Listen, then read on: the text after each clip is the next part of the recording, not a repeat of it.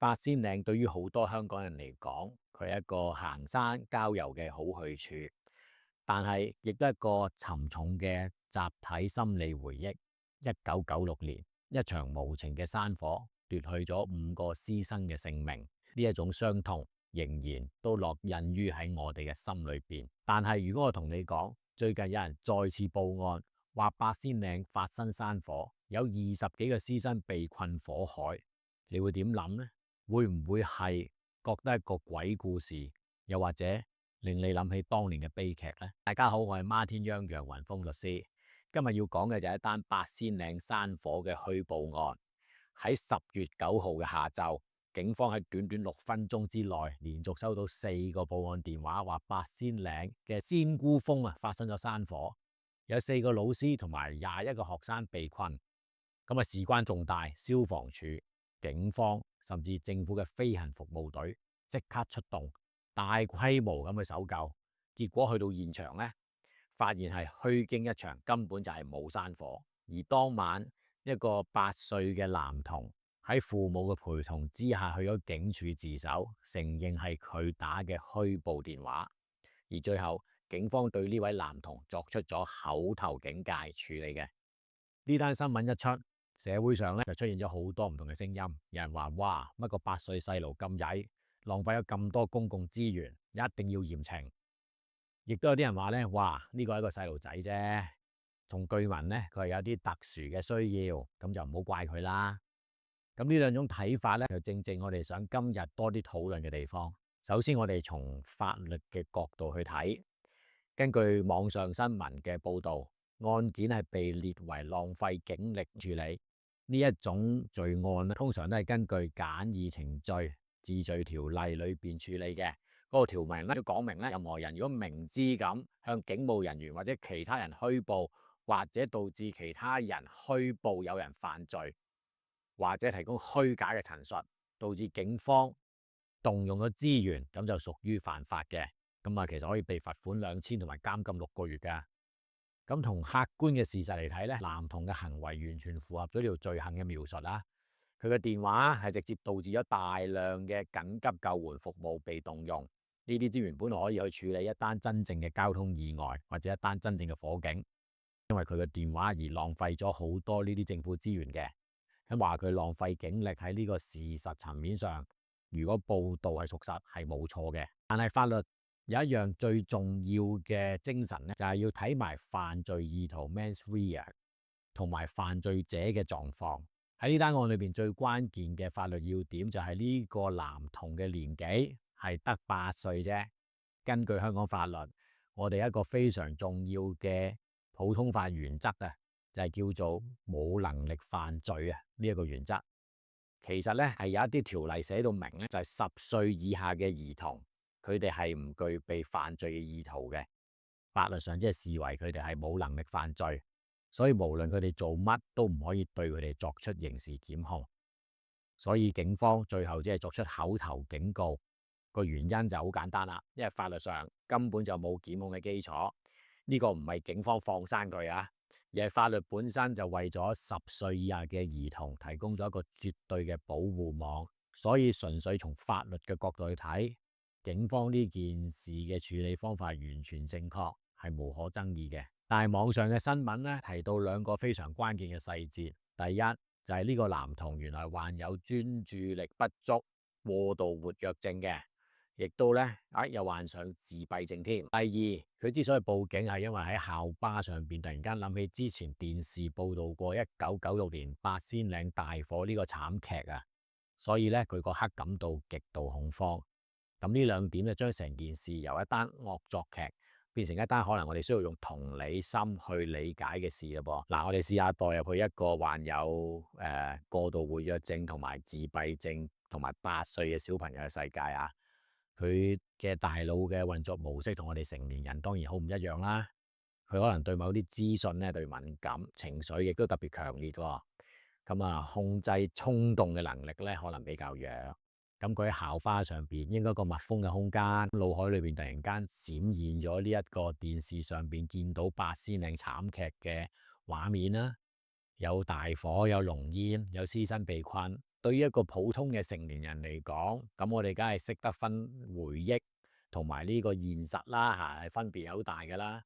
咁但係對於一個心智同我哋唔同嘅小朋友嚟講，佢嘅回憶引發出嚟嘅恐慌，可能係非常真實、非常強烈嘅噃。咁喺佢嘅世界裏邊，呢場火咧可能真係燒緊喎。咁佢嘅報案咧，可能唔係真係出於玩嘢或者惡意嘅，而係源於一個佢自己都控制唔到嘅恐懼求救本能。不過喺呢件事裏邊，我就睇到一個非常值得欣賞嘅角色，就係呢個男童嘅父母啦。佢哋發現咗呢件事之後咧，佢唔係選擇隱瞞啊、包庇啊，或者鬧個仔幾句就算，佢哋選擇係帶個仔一齊去自首喎。嗱，呢個決定咧就絕對唔容易嘅。你諗下，你身為父母要帶住自己嘅仔去差館，承認咗佢犯錯，咁啊需要好大勇氣嘅。咁佢哋可能面對就係警察嘅質詢、側邊人對佢哋嘅目光，甚至咧佢哋認為可能會面對一啲法律嘅後果啦。咁做，其實我認為一個非常負責任同埋充滿教育意義嘅行為，值得再讚佢哋嘅。佢哋用行動話俾佢哋個仔聽，做錯事咧要承認嘅。第二，佢亦都唔會因為佢做錯事而遺棄佢，因為佢同佢哋一齊去面對，一齊去自首。而第三，亦都話俾佢仔聽，誠實係一個好重要嘅品質。呢個自首嘅行為，其實比起其他嘅懲罰啦，對小朋友嘅教育意義咧，其實更加深遠，遠勝過父母啊講1000句唔好再咁做嘅，係嚟得更加印象深刻啦。或者好多網友都會問吓，即係10歲以下嘅小朋友做乜都唔需要負責，殺人放火都得？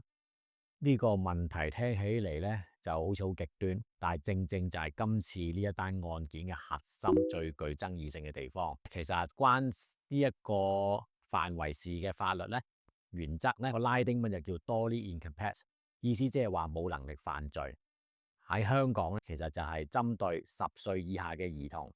法律對佢哋嘅保護就係絕對嘅。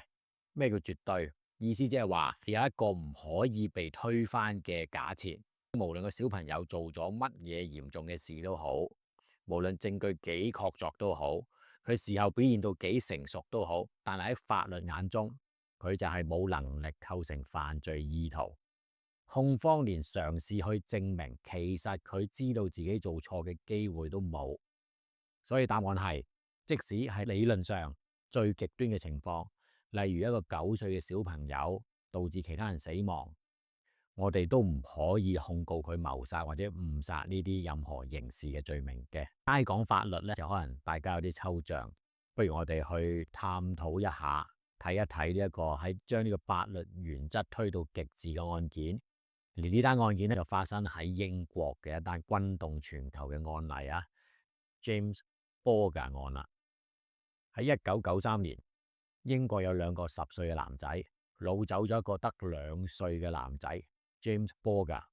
然後對佢進行虐待，最後仲導致佢死亡添。呢單案件嘅殘暴程度咧係震驚全世界。當時嗰2個犯案嘅男仔啱啱過咗10歲生日，因為佢哋已經10歲啦。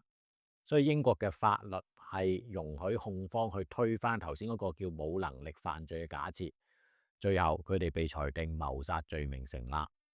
成為咗英國近代史上邊年紀最細嘅殺人犯。呢單案件引發咗一個道德同埋法律嘅難題啊！即係如果佢哋犯案嗰日係未夠10歲，譬如係9歲零364日，咁個結果會係點呢？根據法律，佢哋亦都係會完全免於刑事責任嘅。一個生日嘅差距，1日之差，就可以決定咗一個人被視為需要教導嘅細路，定係要承擔罪責嘅殺人犯。咁呢條界線係咪畫得太過絕對呢？法律就用年齡一刀切，咁係咪又係最公平嘅做法？咁呢個問題到今時今日呢，其實喺世界各地嘅法律界都仲係一個爭論不休嘅議題嚟嘅。咁呢個沉重嘅例子就係要話俾我哋聽，Dolly Incapaz 呢一個原則並唔係一張可以隨便可以使用嘅免死金牌。而一個建基於現代社會對兒童心智發展理解嘅法律基石。佢背後嘅理念就係呢：我哋相信一個真正嘅幼童，佢哋嘅認知、道德觀同埋控制衝動嘅能力係未發展到可以理解犯罪呢個複雜嘅成人概念。所以當佢哋犯錯嘅時候呢，社會嘅首要責任並唔係懲罰佢哋，而係介入保護、教導同埋治療佢哋。例如透過社會福利署嘅跟進，或者發出一啲照顧啊、保護令嘅等等呢，就去令到佢哋重回正軌嘅。所以我哋睇翻八仙嶺虛報案呢一單事件啦，雖然呢一位8歲男童嘅行為同我哋頭先講嘅嚴重案例嘅程度相比呢，簡直程度係差天共地啊！但係背後應用嘅法律原則係完全一樣。呢件事調翻轉嚟講，其實就可能係一個契機，令我哋去再次關注一啲有特殊教育需要嘅小朋友，同埋呢更加重要呢係點樣去支援有呢啲小朋友嘅屋企人，亦都提醒咗我哋每一位市民啦。呢個999嘅熱線呢，就唔可以亂打嘅，係留翻俾真正有需要嘅人。如果唔係，分分鐘犯法。咁啊，唔知大家對呢件事有啲咩睇法？歡迎留言。如果中意我哋 channel，記得 comment、like、share同埋 subscribe 訂閱啦。